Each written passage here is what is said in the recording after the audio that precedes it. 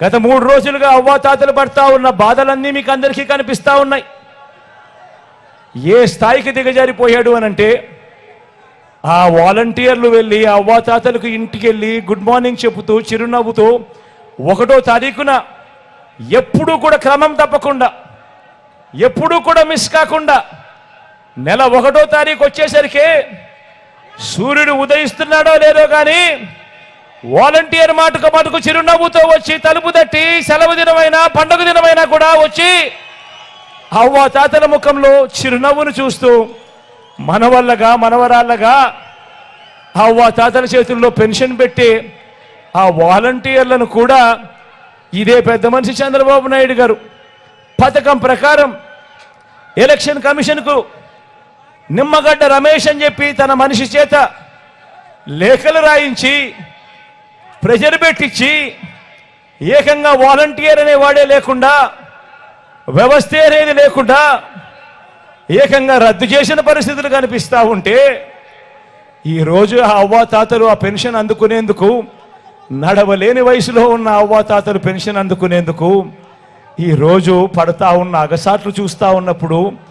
ఈ పెద్ద మనిషి చంద్రబాబు నాయుడు గారు మనిషా లేదా ఒక సేడిస్తా అని అడుగుతా ఉన్నాను ఈ సందర్భంగా. నిజంగా ఆలోచన చేయమని అడుగుతా ఉన్నా. ఇలాంటి వ్యక్తికి మనము ఓటు వేయడం ధర్మమేనా అని అడుగుతా ఉన్నా. వారి మోసాల నుంచి రాష్ట్ర భవిష్యత్తును పేద భవిష్యత్తును కాపాడుకునే ఈ యుద్ధంలో మీరంతా కూడా సిద్ధమేనా అని అడుగుతా ఉన్నాను.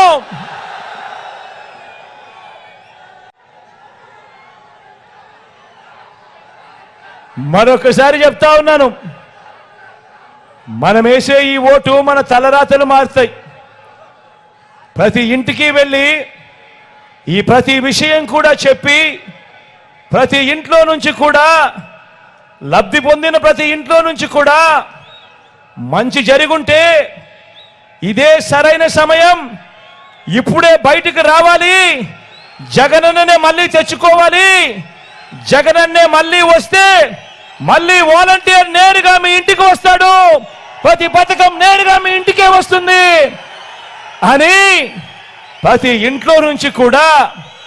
స్టార్ క్యాంపెయినర్లను బయటకు తీసుకొని వచ్చి మంచి జరిగిన ప్రతి ఒక్కరూ కూడా మరో 100 మందికి ఆ మంచి గురించి చెప్పి ప్రతి ఓటు కూడా 2 బటన్లు ఫ్యాన్ మీద నొక్కి చంద్రబాబు నాయుడు గారు అనే చంద్రముఖిని పెట్టెలో బిగించి మళ్ళీ లకలక అంటూ మన రక్తం తాగేందుకు రాకుండా కూడా జాగ్రత్త పడాల్సిన సమయం వచ్చింది. ఈ యుద్ధానికి మీరంతా కూడా సిద్ధమేనా అని అడుగుతా ఉన్నాను.